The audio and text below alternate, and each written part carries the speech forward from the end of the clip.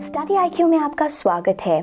आज के इस वीडियो के माध्यम से हम learning 5 words on a daily basis की सीरीज को आगे बढ़ाएंगे। हम सेट 108 को कवर करेंगे। Starting on with the first word of the day, बॉन्जर।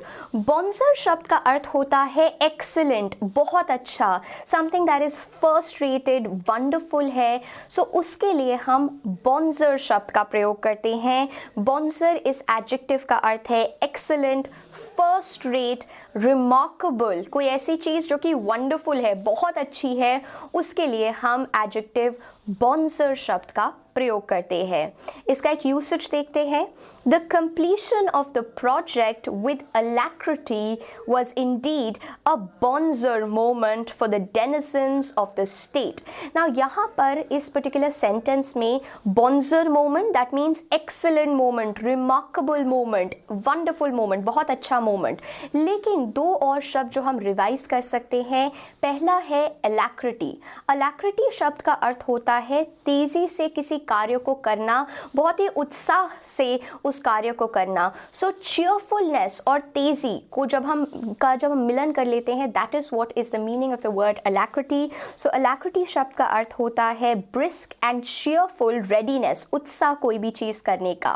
और इसी पर्टिकुलर सेंटेंस में हम एक शब्द देख रहे हैं डेनिजन। डेनिजन शब्द का अर्थ होता है कोई इंसान या कोई जीव या कोई भी प्लांट जो एक पर्टिकुलर जगह का है। सिटीजन भी एक शब्द है, सो उसी तरह से denizen. So denizen is a person, animal और प्लांट दैट लिव्स और is found in a particular place. So उसी जगह का एक व्यक्ति, वस्तु, जीव या एक पौधा, उसके लिए हम डेनिजन शब्द का प्रयोग करते हैं। So here we saw bonzer, we saw alacrity and denizen. Moving on to the next word, haptic. Haptic शब्द का अर्थ है something that is related to touching. So जो भी चीज़ related होती है आपके sense of touching से, उसके लिए हम haptic शब्द का प्रयोग करते हैं। इस adjective का अर्थ है relating to the sense of touch. इस नाम का एक ऐप भी है जो कि बहुत प्रसिद्ध हो गया था आपकी फ्लाइट्स के बारे में आपको इन्फॉर्मेशन देने के लिए।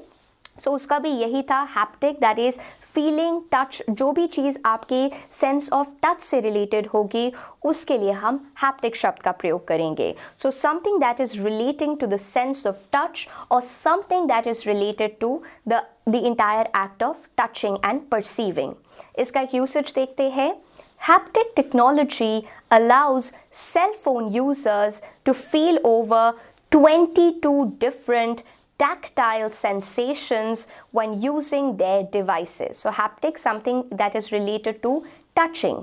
Moving on to the next word, panoply. Panoply का literal meaning होता है a wide array, exhibition की तरह जब आपको बहुत सारी variety दिखाई देती है, that is when we are using the noun panoply. Panoply जो शब्द है इसे हम panoply की तरह pronounce करते हैं, a wide ranging और an impressive array or display. पूरा एक display हो गया है, wide variety, बहुत सारी चीज़ों का एक अनोखा जो मेला लग जाता है, उसके लिए हम पेनोपली शब्द का प्रयोग करते हैं।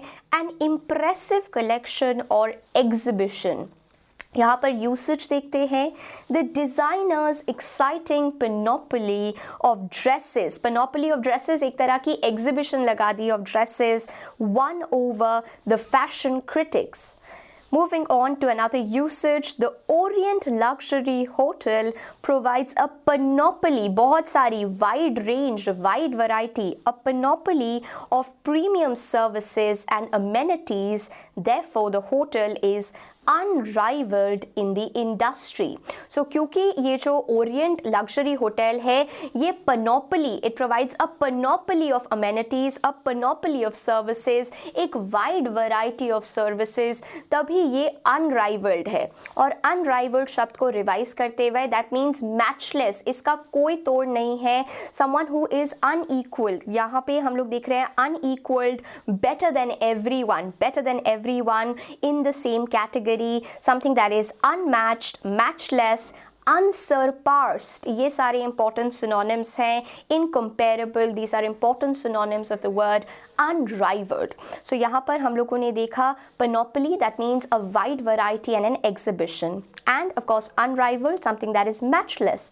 Moving on to the next word, rollick. Rollick शब्द का अर्थ होता है जब आप मूव कर रहे हैं carefree manner में.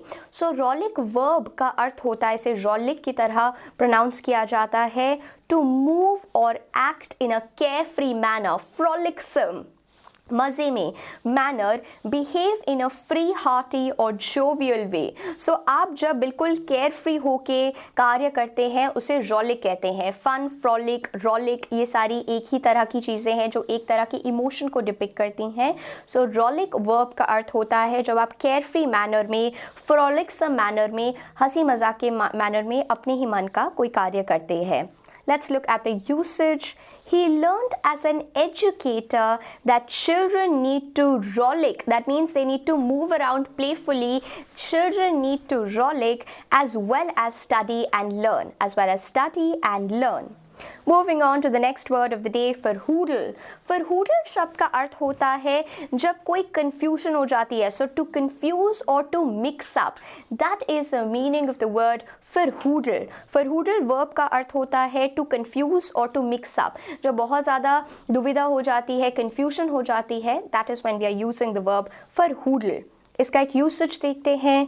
To ferhoodle at this critical juncture is not an option for us. So अगर अब हम कोई कंफ्यूजिंग कार्य कर देंगे, मिक्सअप कर देंगे चीज़ों को at such a critical juncture, that is not something that is recommended. Moving on to the next word, bumptious. Bumptious adjective का अर्थ है जब आप बहुत ज़्यादा सेल्फ कॉन्फिडेंट हो जाते हैं in an offensive manner. आप इतने ज़्यादा सेल्फ कॉन्फिडेंट हो गए हैं कि दूसरों के लिए वो offensive हो रहा है. That is when we are using the word bumptious. इस adjective का अर्थ है offensively self-assertive, confident in an annoying manner. बहुत ही ज़्यादा अनॉय कर रहे हैं, दूसरों को पसंद नहीं आ रहा है कि आप इतने ज़्यादा कॉन्फिडेंट हो रहे हैं. सो आप बहुत ही ज़्यादा कॉन्फिडेंट हो रहे हैं दूसरों को ऑफेंड करते हुए. Moving on to the usage of the word bumptious. My coworker is so bumptious and overbearing that people try and avoid her at lunch. So bumptious जब आप असर्टिव हो रहे हैं, सेल्फ असर्टिव हो रहे हैं, लेकिन दूसरों को वो पसंद नहीं आ रहा है क्योंकि आप ऑफेंसिव मैनर, उनको हर्ट करके आप सेल्फ कॉन्फिडेंट हो रहे हैं. एक और यूसेज देखते हैं ताकि इसके मतलब को और अच्छी तरह से समझा जा सके. He became quiet and stopped his bumptious chatter when his team lost the championship. सो जो उनका पुराना वाला अर्स्टवाइल पुराना वाला नेचर था, बहुत ही ज़्यादा कॉकी होने का, बहुत ही ज़्यादा ओवरबेयरिंग या बम्पशियस होने का, जिसमें वो कॉन्फिडेंट थे, सेल्फ असर्टिव थे इन एन ओवरबेयरिंग और इन एन असर्टिव मैनर जो कि दूसरों को नहीं पसंद था. दैट स्टॉप जब उनकी पराजय हुई. Let's just quickly look at the words that we've learned today. हम लोगों ने स्टार्ट किया from the word bonzer, जिसका अर्थ हमने देखा something that is excellent, remarkable, wonderful या first rate, बहुत अच्छी चीज़. alacrity का अर्थ था बहुत ही तेज़ी, उत्साह से कोई कार्य करना, तेज़ी और उत्साह के साथ कार्य करना. denizen का अर्थ हो रहा था citizen या एक ऐसा पर्सन, प्लांट और animal who's found in a particular place. haptic का अर्थ था something that is related to touch. panoply का अर्थ था एक तरह की एग्जीबिशन या a wide variety. Unrivaled का अर्थ हमने देखा unequaled और matchless. Rollick when you're moving in a carefree manner. Farhoodle when you confuse or mix up. Bumptious था offensively self-assertive. आप मुझसे इंस्टाग्राम पे नीरजा रहेजा के नाम से जुड़ सकते हैं और आज की इस वीडियो में अगर कोई भी डाउट्स है तो आप उसे कमेंट सेक्शन में मेंशन कर सकते हैं.